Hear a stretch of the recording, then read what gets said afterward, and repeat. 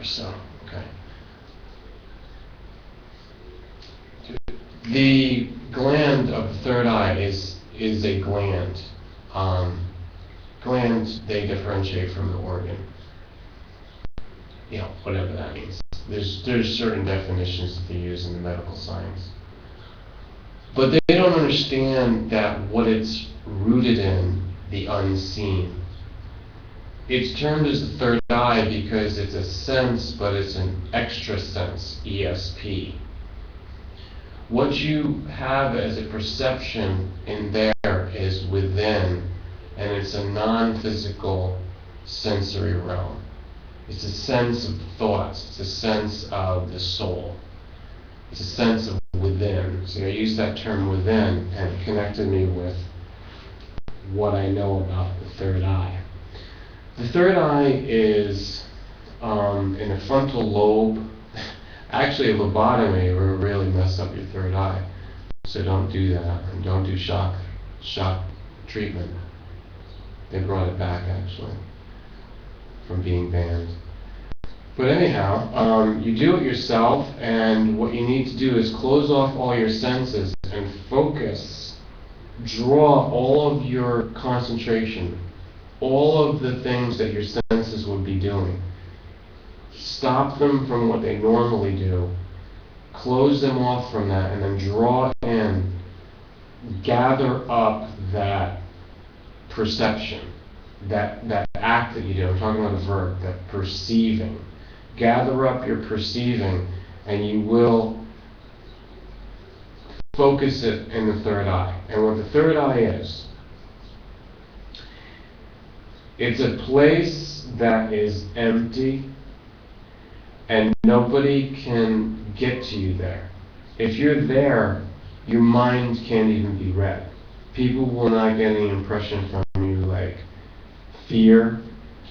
See, the thing about fear is animals smell fear, and we're animals. So if it's a war, like a killing, it's animalistic instinct at that point.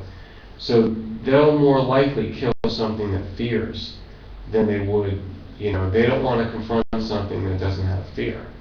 They're always attacking and fighting and hoping on the basis that they're going to attack someone who has fear, because then that's what makes the person lose.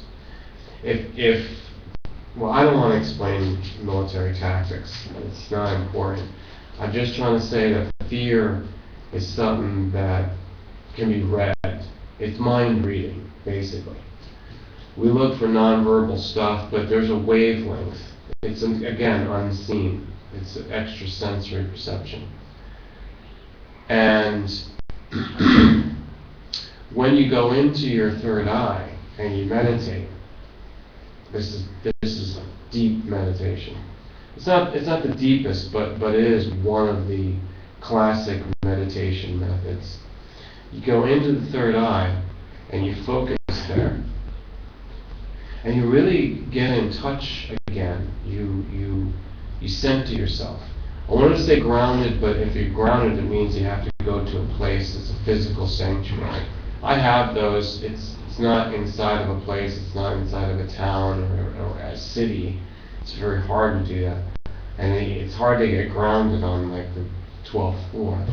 But you gotta get grounded on the ground, and then you root yourself. You can do that while you're in your third eye, but the third eye can be done just to center your being. Now, why am I talking about all this? Because that's what you have to do when you are checking on your reality. The reality check that I'm doing. How often does it happen? Well, at least once a year, I would suppose. I would recommend several times a year. Make sure that it comes up, where it grabs you and you go and you do it. That shows motivation in the self. And what I would say about, on a daily basis, there's always a reality check. People usually do it when they wake up in the morning. Hopefully you don't have to rush within the first hour to get into society or work. But in good time to reality check. Now, I'm going through a lot of things because I'm entangled. It's not just with the news and with what I'm doing with YouTube, I get pretty active on there, and it fluctuates because I have to be in real life, because of the imbalance. Everything that we do will imbalance us. Every venture, every action we take, every interaction with people, it's very imbalancing to the self. And so you find like you're somewhere else, you're somebody else that you're not supposed to be. Do you ever feel like that? You don't know yourself? Well, first ask yourself, what do you know about you? What do you do?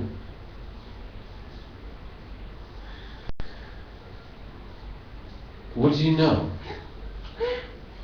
I have to be sure of that. I have to tell myself there's things that I came here to do.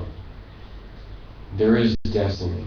But then there's also this part that's free will. I probably made it up somewhere along the way, and it's just by choice. I commit to those choices. But the part about destiny is involuntary, if you believe in such a thing. So when you're looking at yourself, you're saying there's this part that you have to do, you were born for it, you agreed to have life based on this goal, and then you have all this added extra stuff that's probably somehow connected to it. It has to be compatible. It's got to fit together somehow, or else, how can you do all of it? If it contradicts itself, then you've got a contradictory personality. Some people do that. It works for them. Or it doesn't work. In that sense, that's how they exist. Opposites attract. Maybe that's the way they keep themselves together. So I'm looking for balance, and what I've done is I've made some new rules for myself. And it's going to be hard to stick to them. It's like New Year's resolutions, except you can do it anytime. In fact, do it as often as you can, like I said, on a daily basis. It's always good to make your rules, verify your rules. If you have a continuum, stick to the same rules that you're going to live by. I just want to hear back from people and see what they've been going through to develop on their self and their soul. Maybe it's going on with all of us. Maybe this is a big movement that's going on. By the way, I want to say, if you don't believe in astrology, but just consider this with the astrosciences.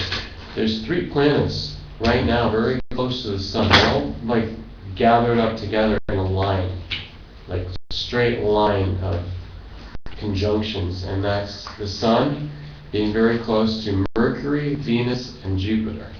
3 planets, Mercury, Venus, and Jupiter.